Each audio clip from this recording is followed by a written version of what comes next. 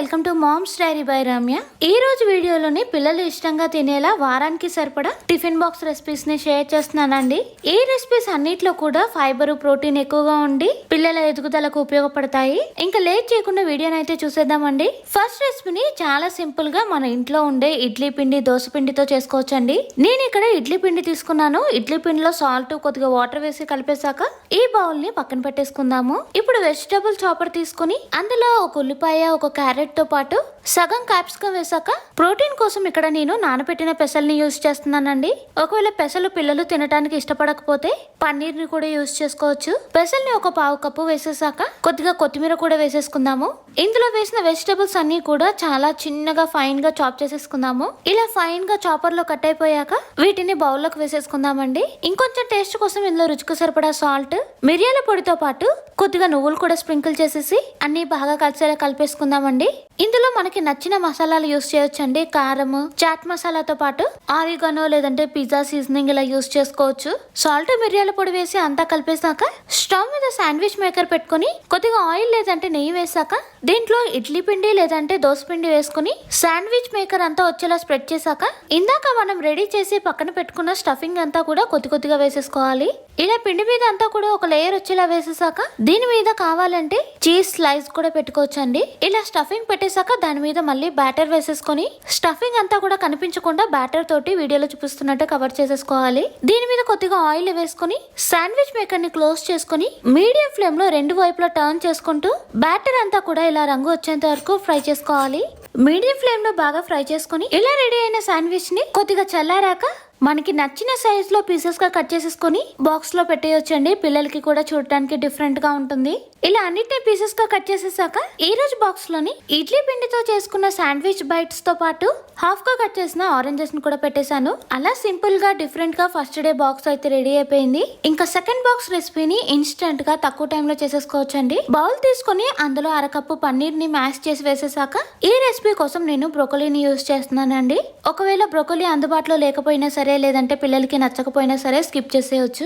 బ్రోకలీని తురుముకొని అరకప్పు వేసేసాక పిల్లలు ఎంతో ఇష్టంగా తినే స్వీట్ కార్న్ ని ఉడికించుకొని 3/4 కప్పు వేసేసాక క్యారెట్ ని తురుముకొని అరకప్పు వేసేసుకోవాలి. ఇందులోనే చిన్నగా చాప్ చేసిన ఉల్లిపాయలతో పాటు కొద్దిగా కొత్తిమీర కూడా వేసేసాక రుచికి సరిపడా సాల్ట్, 1 టీ స్పూన్ మిరియాల పొడి, పావు టీ స్పూన్ పసుపుతో పాటు అరకప్పు శనగపిండి వేసుకోవాలి. ఇందులోనే 1 స్పూన్ నువ్వులు వేసాక వాటర్ ఏమీ వేయకుండానే వెజిటేబుల్స్ కొన్న తడితోనే అంతా బాగా కలిసేలా కలిపేసుకోవాలి. ఇలా అంతా కలిపేసాక పొంగనాల ప్యాన్ లో సరిపడేలా చిన్నగా రౌండ్ బాల్స్ లాగా చుట్టేసుకోవాలి. ఇలా అన్నిటినీ ఒకే సైజ్ వచ్చేలా చుట్టేసాక వేడైన పొంగనాల ప్యాన్ లో కొద్దిగా ఆయిల్ వేసాక బాల్స్ అన్నిటినీ కూడా ఇందులో వేసేసుకొని లోపల వరకు బాగా ఉడకాలి అంటే స్టవ్ ని మీడియం ఫ్లేమ్ లో పెట్టుకొని మూత పెట్టి ఉడికించుకోవాలండి. అన్ని వైపులా బాగా ఫ్రై అయ్యేలా మధ్యలో టర్న్ చేసుకుంటూ ఫ్రై చేసుకోవాలి. ఇలా మనకి ఇన్స్టెంట్ గా వెజీ ప్రోటీన్ మ్యాజిక్ బైట్స్ అయితే రెడీ అయిపోతాయి. ఇవి చల్లారే లోపు ఈ రోజు బాక్స్ లోకి యాపిల్ కూడా పెడదాం అనుకుంటున్నానండి. అందుకే ఒక బౌల్లోని వాటర్ తో పాటు కొద్దిగా సాల్ట్ వేసి అంతా కలిపేశాక నచ్చిన సైజ్ లో యాపిల్స్ ని కట్ చేసుకుని సాల్ట్ వాటర్ లో వేసి ఒక 5-10 నిమిషాలు పక్కన పెట్టేస్తే యాపిల్ కలర్ అనేది తొందరగా చేంజ్ అవ్వదు. బాక్స్ లో పెట్టే ముందు ఒకసారి ఫ్రెష్ వాటర్ తో కడిగేసుకుంటే యాపిల్ కి సాల్ట్ టేస్ట్ అనేది ఉండదండి. నేను ఎప్పుడు బాక్స్ లో యాపిల్ ప్యాక్ చేసినా సరే ఈ సింపుల్ టిప్ ని అయితే ఫాలో అవుతుంటాను. ఈ రోజు బాక్స్ లోకి యాపిల్ పీసెస్ పెట్టేశాక వెజీ ప్రోటీన్ మ్యాజిక్ బైట్స్ అయితే పెట్టేశాను. అలా ఇన్స్టెంట్ గా సెకండ్ బాక్స్ కూడా రెడీ అయిపోయింది. ఇంకా థర్డ్ బాక్స్ రెసిపీ కోసం ఉడికించిన చోలేని యూజ్ చేస్తామండి. ఉదయాన్నే చోలేని ఉడికించడం కష్టం అనుకుంటే మాత్రం ముందు రోజు నైటే ఉడికించేసుకుని ఫ్రిడ్జ్ లో పెట్టుకోవచ్చండి. నేనైతే ఇక్కడ ముందు రోజు నైటే ఉడికించిన చోలేతో పాటు ఉడికించిన బంగాళదుంపను కూడా ఫ్రిడ్జ్ లో పెట్టేసుకున్నాను. ఇలా కొద్దిగా మీల్ ప్రిప్ చేసి పెట్టుకుంటే మనకి నెక్స్ట్ డే మార్నింగ్ ఈజీగా ఉంటుంది. లేదు ఫ్రెష్ గా చేసుకోవాలి అనుకుంటే ఉదయాన్నే ఉడికించుకోవచ్చండి. వెజిటబుల్ చాపర్ లోకి ఉడికించిన అరకప్పు చోలే వేసాక ఇందులోనే ఒక ఉల్లిపాయతో పాటు ఒక క్యారెట్ కూడా వేసేసాక కొద్దిగా కొత్తిమీర కూడా వేసుకుని వీటన్నిటిని కూడా ఫైన్ గా చాప్ అయ్యేలా చాప్ చేసేసుకోవాలండి. వీటిని ఇలా ఫైన్ గా చాప్ చేసేసుకోవాలి. దీన్ని మిక్సీలో కూడా చేసుకోవచ్చండి. వెజిటబుల్ చాపర్ లో కాకుండా మిక్సీలో చేసుకోవాలనుకుంటే మధ్యలో ఆగుతూ చెక్ చేసుకుంటూ అది కోర్స్ గా గ్రైండ్ అయ్యేంత వరకు గ్రైండ్ చేసుకోవాలండి. చాప్ చేసిన వెజీస్ అన్ని కూడా బౌల్లోకి వేసేసాక ఇందులో పావు టీ స్పూన్ పసుపుతో పాటు రుచికి సరిపడా సాల్ట్ వేసాక 1 టీ స్పూన్ ధనియాల పొడి, half teaspoon chaat masala, half teaspoon మిరియాల పొడి వేసాక అంతా బాగా కలవటం కోసం 1 టేబుల్ స్పూన్ శనగపిండితో పాటు మీడియం సైజ్ బంగాళదుంపను కూడా ఉడికించుకొని మెత్తగా మ్యాష్ చేసి వేసేసుకోవాలి. బౌల్ లో ఉన్నవన్నీ కూడా అంతా బాగా కలిసేలా కలిపేసాక చపాతీ మీద మనం రెడీ చేసిన స్టఫింగ్ అంతా కూడా పెట్టుకొని వీడియోలో చూపిస్తున్నట్టు చపాతీ అంతా కూడా స్ప్రెడ్ చేసేసుకోవాలి. ఇలా చపాతీ అంతా వచ్చేలా స్ప్రెడ్ చేశాక దీన్ని వేడి పెనం మీద వేసుకొని గట్టిగా ప్రెస్ చేసుకుంటూ 2-3 నిమిషాల్లో స్టఫింగ్ అంతా కూడా బాగా ఫ్రై అయ్యాక టర్న్ చేసుకొని దీని మీద కొద్దిగా చీజ్ ని తురిమి వేసుకోవచ్చు, లేదంటే చీజ్ స్లైస్ అయినా సరే పెట్టుకోవచ్చు అండి. చీజ్ వేసేసాక చపాతీని వీడియోలో చూపిస్తున్నట్టు నెమ్మదిగా ఫోల్డ్ చేసేసుకొని ఈ చపాతీని ఇలాగే తినొచ్చు. ఇంకొంచెం టేస్ట్ రావడం కోసం కొద్దిగా బటర్ లోని చిన్నగా చాప్ చేసిన వెల్లుల్లి కొత్తిమీర వేసి కలిపేసి చపాతీకి అప్లై చేస్తూ 1 నిమిషం పాటు ఫ్రై చేసేసుకుంటే బటర్ గార్లిక్ ఫ్లేవర్ వస్తూ ప్రోటీన్ ఫైబర్ తో నిండిన చపాతీ రోల్ అయితే రెడీ అయిపోయింది. మనం రెడీ చేసిన చపాతీ రోల్ ని హాఫ్ గా కట్ చేసేసుకుందాము. ఈ రెసిపీని పిల్లల బాక్స్ లో పెట్టేయొచ్చు, ఇంకా ఇంట్లో పెద్దలు కూడా తినొచ్చండి. మళ్ళీ ఉదయాన్నే మనం కూడా సపరేట్ గా కుక్ చేయాల్సిన అవసరం ఉండదు. ఇవి మొత్తం కూడా చల్లారాక ఈ రోజు బాక్స్ లోకి చపాతీ రోల్స్ పెట్టేశాక కొన్ని క్యూకుంబర్ పీసెస్ కూడా పెట్టేస్తున్నాను. అలా హెల్తీగా 3rd డే బాక్స్ అయితే రెడీ అయిపోయింది. ఇంకా 4th డే బాక్స్ వచ్చేసి 10 మినిట్స్ లో ఇన్స్టెంట్ గా చేసుకోవచ్చండి. మిక్సీ జార్ లోని అరకప్పు గోధుమ పిండి వేసాక అరకప్పు రాగి పిండి వేసుకోవాలి. ఈ రెసిపీ కోసం ఎగ్ లేదంటే బనానా ఏదైనా యూస్ చేసుకోవచ్చండి. నేనైతే మీడియం సైజ్ లో ఉన్న బనానాని పీసెస్ గా కట్ చేసి వేసేసాక 1/2 కప్పు వరకు బెల్లం తురుము వేసుకోవాలండి. ఈ రెసిపీ కోసం నేను బాగా పండిన అరటిపండుని అయితే యూస్ చేశానండి. అది బాగా స్వీట్ గా ఉంటుంది కాబట్టి 1/2 కప్పు బెల్లం తురుము అయితే సరిపోయింది. మన టేస్ట్ కి తగ్గట్టు ఇక్కడ బెల్లం ని అడ్జస్ట్ చేసుకోవచ్చండి. బెల్లం వేసేసాక చాక్లెట్ ఫ్లేవర్ కోసం 2 టేబుల్ స్పూన్ల కోకో పౌడర్ వేసేసుకుని 1 teaspoon baking powder 1/4 teaspoon baking soda వేసాక 2 టేబుల్ స్పూన్ల నెయ్యి లేదంటే బటర్ వేసుకుని రూమ్ టెంపరేచర్ లో ఉన్న పాలని 3/4 కప్పు వరకు వేసుకోవాలండి. పాలు వేసేసాక మిక్సీ జార్ లో ఉన్నవన్నీ కూడా మెత్తగా గ్రైండ్ చేసేసుకుని బౌల్లోకి వేసేసుకుందాము. ఈ రెసిపీ కోసం మనం యూస్ చేస్తుంది రాగి పిండి అండి. రాగి పిండి బ్యాటర్ లో బాగా కలవటం కోసం ఈ బ్యాటర్ ని ఒక 5 నిమిషాల పాటు పక్కన పెట్టేసుకోవాలి.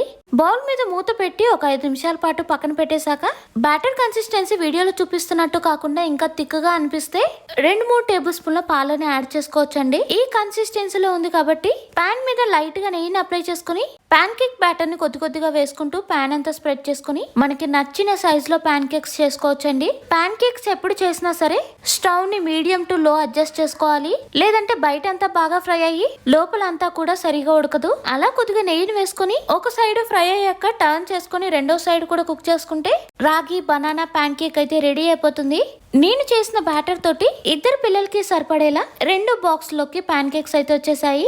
ఈ రోజు బాక్స్ లోని పీసెస్ గా కట్ చేసుకున్న వాటర్ మిలన్ వేసేసాక రాగి బనానా పాన్ కేక్స్ కూడా పెట్టేశాను. దీని మీద లైట్ గా హనీని వేసేసుకుంటే ఇంకా టేస్టీగా ఉంటుంది. అలా చూడటానికి కలర్ఫుల్ గా 4th డే బాక్స్ అయితే రెడీ అయిపోయింది. ఇంకా 5th డే బాక్స్ కోసం అరకప్పు పెసరపప్పుని నైటే నానబెట్టేశానండి. ఈ రెసిపీని ఒకవేళ సాయంత్రం స్నాక్ లాగా చేసుకోవాలి అనుకుంటే మాత్రం పప్పుని 2 గంటల పాటు నానబెట్టినా సరే సరిపోతుంది. ఈ రెసిపీలో 1/2 కప్పు అటుకుల్ని యూస్ చేస్తామండి.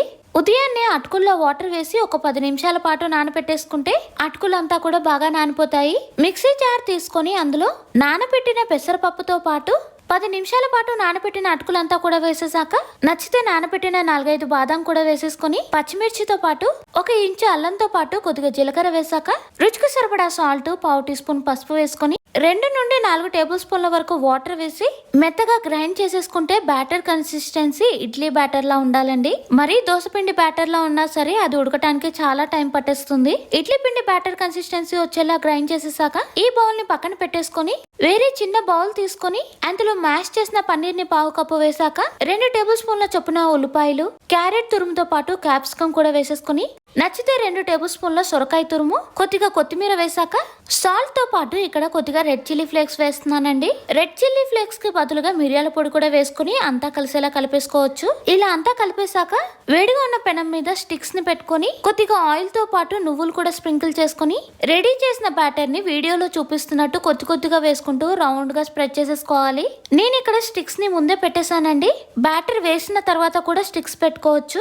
ఇలా బ్యాటర్ అంతా వేసేసాక మనం రెడీ చేసి పక్కన పెట్టుకున్న స్టఫింగ్ అంతా కూడా బ్యాటర్ మీద అంతా కూడా ఈవెన్ గా వచ్చేలా స్ప్రెడ్ చేసేసుకోవాలండి. ఇలా వీడియోలో చూపిస్తున్నట్టు అంతా స్ప్రెడ్ చేసేసాక మనం యూస్ చేస్తుంది పెసరపప్పు అండి. ఇందులో రవ్వ ఏమీ యూస్ చేయలేదు కాబట్టి అవి లోపల వరకు బాగా ఉడకటం కోసం మూత పెట్టి మీడియం ఫ్లేమ్ లో కుక్ చేసుకోవాలండి. ఒక సైడ్ అంతా ఫ్రై అయ్యాక టర్న్ చేసుకుని రెండో సైడ్ కూడా మీడియం ఫ్లేమ్ లో ఫ్రై చేసుకోవాలి. ఒక సైడ్ అంతా కూడా బాగా ఉడికిపోతే రెండో సైడ్ జస్ట్ 2-3 నిమిషాలు ఉడికించుకుంటే సరిపోతుందండి. రెండో సైడ్ ఫ్రై చేయడానికి ఎక్కువ టైం ఏం పట్టదు. ఇలా రెండు వైపులా ఫ్రై చేసేసుకుంటే చూడటానికి ఎంతో కలర్ఫుల్ గా ఉండే పవర్ఫుల్ ప్రోటీన్ స్టిక్స్ అయితే రెడీ అయిపోతాయి. వీటిని ఏదైనా చట్నీతో తినొచ్చు, లేదంటే గ్రీన్ చట్నీతో అయినా సరే తినొచ్చండి. ఇవి చల్లారేలోపు ఈ రోజు బాక్స్ అయితే ప్రిపేర్ చేసేదాము. ఈ రోజు బాక్స్ లోకి గ్రేప్స్ తో పాటు పవర్ ప్రోటీన్ స్టిక్స్ అయితే పెట్టేశాను. అలా కలర్ఫుల్ గా హెల్తీగా 5th డే బాక్స్ కూడా రెడీ అయిపోయిందండి. ఈ రోజు వీడియోలో యూస్ చేసిన లంచ్ బాక్స్ లింక్ తో పాటు మిగిలిన ప్రోడక్ట్ లింక్స్ అన్ని కూడా ట్యాగ్ చేశానండి. కావాలి అంటే ఒకసారి చెక్ చేయండి. ఈ వీడియోని అయితే ఇక్కడితోనే ఎండ్ చేస్తున్నానండి. మీకు ఈ వీడియో నచ్చితే తప్పకుండా లైక్ చేసి మీ ఫ్రెండ్స్ అండ్ ఫ్యామిలీ మెంబర్స్ కి షేర్ చేయండి. ఇంకో మంచి వీడియోతో మళ్ళీ కలుద్దాం. Thank you for watching. Bye bye.